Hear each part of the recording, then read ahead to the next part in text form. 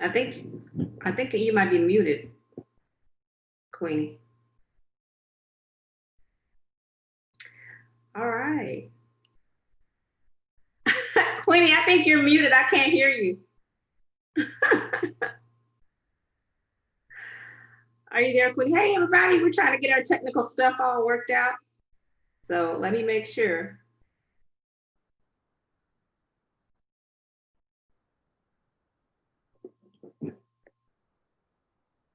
Let me see if I can hear her.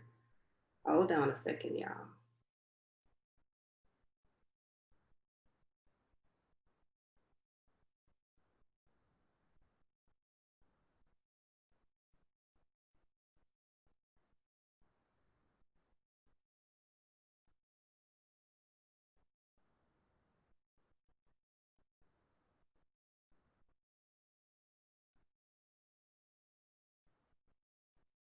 Queenie, I can't hear you. Can you hear me?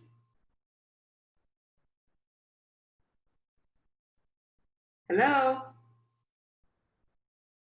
Can you hear me?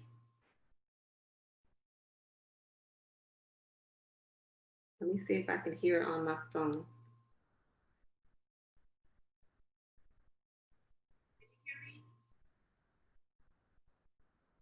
Okay, can y'all, okay, I see LaRonda in the house. Hi, LaRonda. Can you hear me, LaRonda?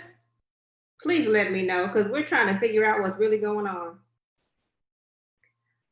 If you can hear me, I'll go ahead and get going. I'm watching the chat, so anybody who can hear me, please go ahead and type something in there if you can hear me.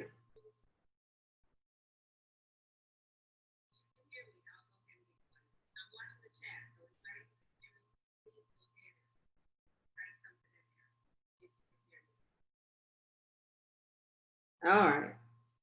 I think I might be all right. Oh, okay. LaRonda says she can hear me. So I'm going to go ahead and get started. So, hey, everybody. This is Michelle Stimpson. Thank you so much for joining me here at Queenie's channel. Thank you, Queenie, for having me. Oh, my goodness. I'm telling you, I was supposed to have been on here yesterday. And what had happened was, I'm telling you, my whole days and nights are just completely out of whack with working from home and the coronavirus and just I don't even know what to tell y'all. I just all the way lost track of my days. So I appreciate Queenie for the opportunity and the grace to allow me to come today and share my work with you all. And also just thank you all for being here as well. So let's get going. I wanted to share a couple of books with you today. I know that some of you have kind of been following me for a while, thankfully, and I appreciate that. I have, my first book was published in 2004, a book called Boaz Brown, which was an interracial romance, interracial faith-based romance. And ever since then, I've just been writing and writing and writing, and I'm thankful for that. So I am in near Dallas. It's a kind of a muggy day today. I have a husband and two kids and a grandchild, and just enjoying life and enjoying my people. Just a little bit about myself. Outside of writing, I am an educator. I do a lot of work with teachers and a lot of coaching teachers and teams of teachers is kind of what I'm doing now. So going from teaching to professional development, where I was kind of mostly presenting to teachers, and then it went to coaching teachers, and now I'm coaching teams of teachers. So it's kind of interesting to see how all those things have worked together, and I bless God for that in my life. Aside from all that, I've been just writing, right? And doing a lot of ministry to wives, ministry to women, and that kind of thing. So when I write a fiction book, I really do try to have a message in that book. And this particular book that I'll talk about first, I wrote with Michelle Lindo Rice, who's another faith-based author, another Christian fiction author. And we always ask the question when we write, where is Jesus? Like, where is he in this book? And so that's the genre that I write in. Currently, I do anticipate doing a little bit more domestic thrillers. Is kind of next on my agenda as a writer, because I've written almost 50 books in this genre. So I want to stretch myself a little bit more, but still keep some type of an inspirational message going, because that's just who I am. All right, so let's talk about small town love. Ooh, Shazam. This is book one in the Love Town series by Michelle Lindo Rice and I. And let me just tell you, Michelle writes a lot of romance, and she tries to put in a lot of heat in her romances. So I'm the prude, like, no, don't do that. She's like, yeah, let him do that. I'm like, oh my goodness. So it's always a lot of fun writing with her.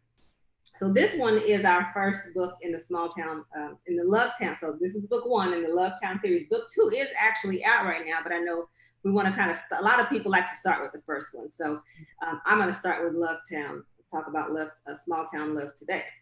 So this guy, we were looking for a guy that was a little bit rugged and a little bit handsome. We were like, okay, we like him. So we grabbed him and put him on the front of our cover. This is a guy named Sean. Sean has a secret, and he's falling in love with his best friend's sister. His best friend is actually dead, and I don't want to say too much about all of that. But in this one, we've got a little romance and a little bit of like mystery going on in here. I'm going to read a little bit of the first chapter, and I have a couple of other books I want to introduce you to if you're not a romance reader. All right, so. This is Naya. She's the love interest, the heroine in the story. Yes. I should have been happy the day I turned 27, but I wasn't. I was only 3 years away from 30, the age my mother died, and the age my father and my brother Javon never reached. My grandma Big said people in our family died young. We got a hex on us, she told me, and my twin sister Jasmine, as we were walking from Javon's gravesite the day we buried him. Jasmine and I were 14 when Javon died, and when Big whispered those words to us in her raspy, superstitious tone, when she whispered those words to us, we'd heard the words before, but now that Javon, who had been 3 years older, had died, the curse seemed more real than ever. The countdown was on. So when I woke up at 6:58 on August 3rd, my 27th birthday, anxiety gripped my neck and pinned me in bed for the first 5 minutes. I took several quick breaths, tightening my fists around the fitted sheet. Only 3 years left. I remembered one summer when we visited my Uncle Poe in Oklahoma. He took us to church, and our teacher said Jesus was 33 when he died. At the time, I thought Jesus had lived till a ripe old age. Well, not anymore. Sunlight still managed to stream through the dingy window, making the blackened walls appear dirtier than ever. I had tried my hardest to clean those walls once, but the bleach I put in the water stripped the paint and Big popped me with a belt for destroying her house. It never occurred to her or to me that a fresh coat of paint might work wonders. Lying on my bed in the small room I shared with my twin sister on a lazy Sunday morning, I wondered, how would I die? I wasn't even close to sick, so that probably was not how I would go. I walked or rode the bus almost everywhere I went, making car accident unlikely. I didn't have any enemies in the neighborhood, but my neighborhood itself was a threat. Just the week before, somebody had shot up Miss Mabel's house store. The store part of her house had closed for a couple of days. I got to stop going to Miss Mabel's. With that decision made, I breathed a little easier. I figured maybe I could plan well enough to buy myself the full 3 years. Maybe I could make it to my 30 and a half or 30 and 9/10. My mind ran the calculations almost effortlessly. 12 months in a year divided by 10, 1.2 months times 9, 10.8. That meant I could make it through mid-summer of my 29th year.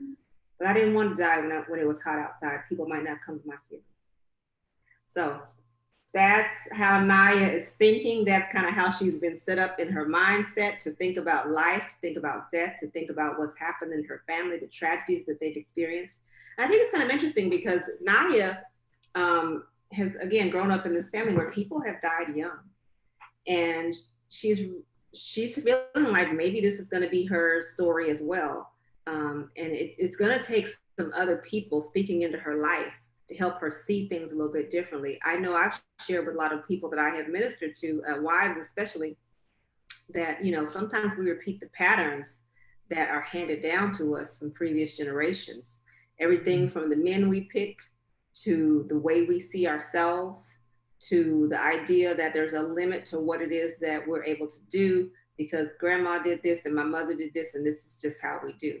And so one of the things I hope that people will take from that series is that, maybe people did die early in her family. That is true. People did die very, very early. But that doesn't necessarily mean it has to be the course that you sign up for, the course that you resign yourself to.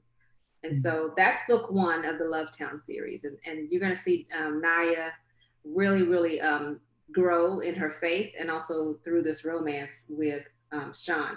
Book two is the story of her sister falling in. Well, yeah, she was falling in love, but that was kind of a treacherous love because she's trying to do harm to somebody, but she's dating a person who is in law enforcement. So how are you going to be planning a crime and you dating a police officer? That's a little bit different. All right, so let me share my Cash App with you if you want this, because I do have physical copies of this one. So it's available as an ebook on Amazon. So you can definitely get that. But let me share my Cash App. I hope my camera's turned around. We're about to find out, y'all. It's just the Cash App sign and then just my name, right? So it's not anything special that you got to do. Let me put my, and Queenie, I wish I could hear you because I don't know if you had something you wanted to add. Can you hear me? Oh, now I can hear you. Okay. Yay! I'm sorry. Right. I didn't hear the introduction, but I'm already here now. Let's see. Okay, does that work? Yes. Stimpson, that's just it, just my little name. If you want that book, if you will Cash App me, let me give you the amount to Cash App me. For that book is with including the shipping, and it'll be autographed by me. That'll be $15. So it's a pretty book here too, with the shipping included, like I said. What were you gonna add, Queenie? I said woo woo, and it is a 5-star reading. Thank you. You get it. Thank you so much. All right, I'm gonna do my last couple of ones because I know we got somebody coming in here pretty quickly. I know we had some technical stuff, but we are good. Thank the Lord, we worked it out, right? Yes. So if you have not read any of probably one of my most beloved characters' books, I'm gonna introduce you really quickly to Mama B. All right, so this is the first book in the Mama B series. Let me see if I can change this around. One moment, please. I don't want to stop my video. I better not do that. I don't want to mess anything up. So this book is called Mama B, A Time to Speak.